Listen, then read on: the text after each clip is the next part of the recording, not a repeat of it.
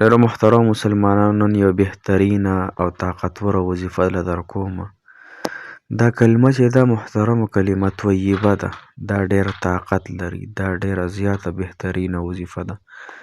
د دې په باره کې حدیث مبارکه ډک دي محترمو. دا دومره طاقتوره وظیفه ده چې دې ته ځمکې او اسمانونه هم نشي ټینګېدلی. او که ځمکې اسمانونه یو سیټ ته واچې، دا ځمکې اسمانونه تلې په یو چابړي کې واچې او د لا اله الا الله اقرار کول بل طرف ته واچې، نو محترمو دا د دې دنیا او د دنیا مافیهانو چې څومره دنیا او دنیا په منځ کې څومره څیزونه دي که نه، دا وظیفه د دې نه هم درنه ده. دا وظیفه دا کلمه د دې نه هم طاقتوره ده.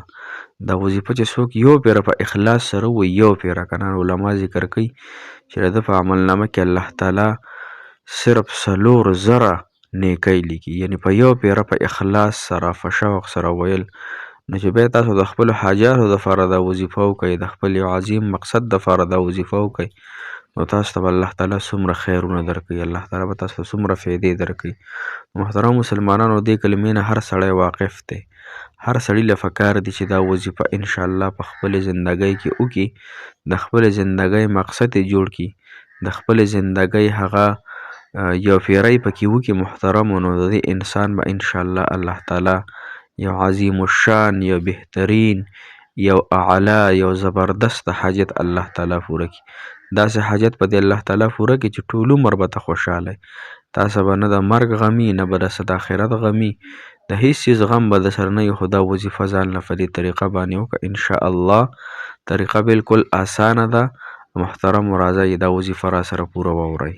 السلام علیکم ورحمت الله وبرکاته. ډېرو معززو محترمو قابل قدر مسلمانان وروڼو خویندو او هغه مسافر کم چې بهر هیوادونو کې بهر ملکونو کې زندګي تیروي، الله تعالی دغه ټولو مسافرو له د دنیا او د آخرت ټولې خوشحالۍ ورکړي، او الله تعالی دې په هغه څه دا مسافر خوشحاله کړي په څه چې دا مسافر خوشحالېږي، او الله تعالی د هغه ټولو مصیبتونو نه، تکالیفو نه، حوادثو نه الله تعالی دې مسافرو ته، دې مسلمانانو ته امن ورکړي.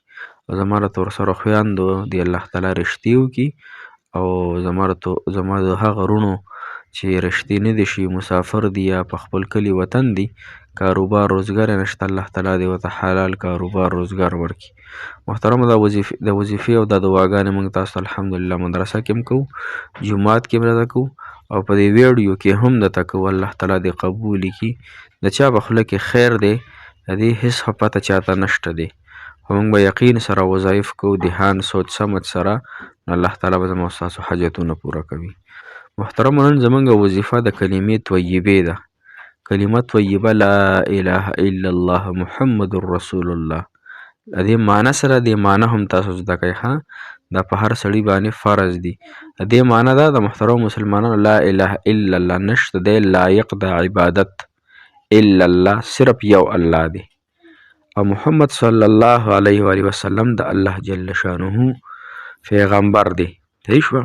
د دې کلمې مقصد هم تاسو وره. د دې کلمې مقصد دا چې د الله تعالی نه په هر حال کې، په هر ځای کې د هر څه د کېدو یقین، تمام مخلوق نه په هر ځای کې په هر حال کې د نه کېدو یقین زموږ او ستاسو په زړونو کې راشي.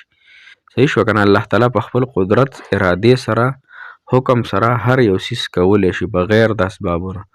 مخلوق د الله تعالی د حکم ارادې نه بغیر سره د اسبابو نه هیڅ هم نشي کولی. ها، انسان به هله څه کوي چې کله الله تعالی وغواړي، چې کله الله تعالی نه غوښتلي د انسان هیڅ هم نشي کولی. ها، دا ځان نه د انسان مچ هم نشي شړلی، د انسان د ځان نه هغه میږي هم نشي لرې کولی چې کله د الله تعالی د سره امداد نه، د الله تعالی د سره مدد او نصرت نه.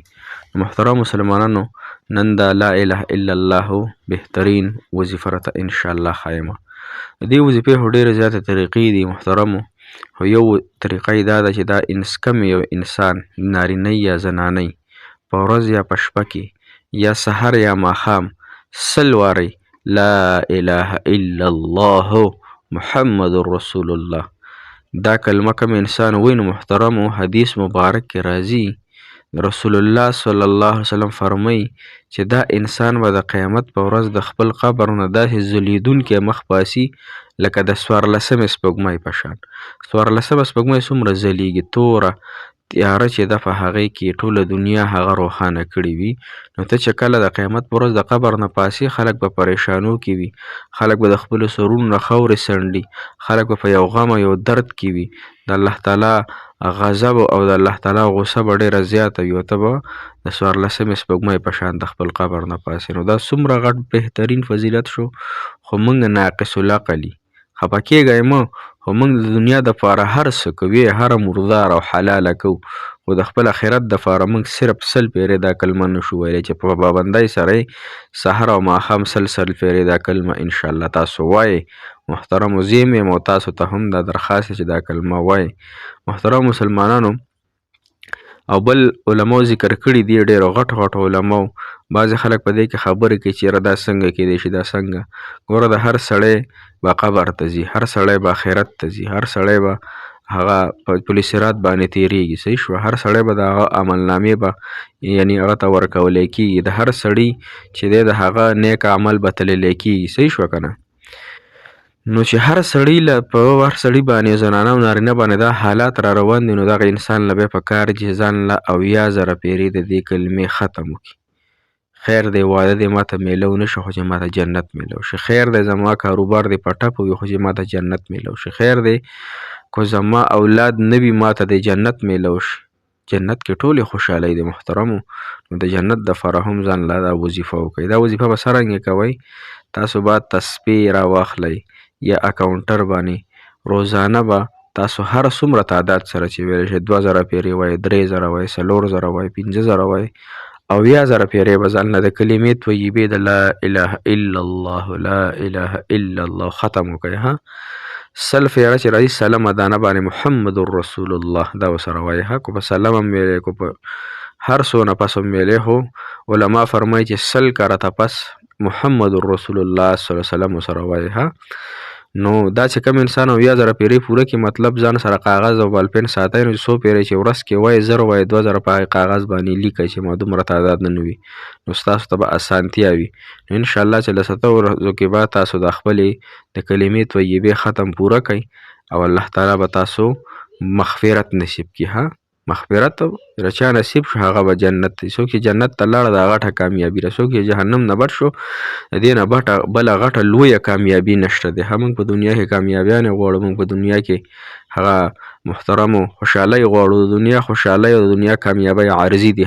وما الحیاة الدنیا الا لعب وله. الله تعالی فرمایي د دنیا زندگی لوبې ټوقې دي. لوبې ټوقې پېژنئ که نه؟ یو زنانه بل زنانه سره ګپ لګوي، هسې ټوقې مې درسره کولې، د هغې دغسې ټوقې دي. یا ماشومان چې ګوډۍ لوبوي نو دغسې لوبې ټوقې وي.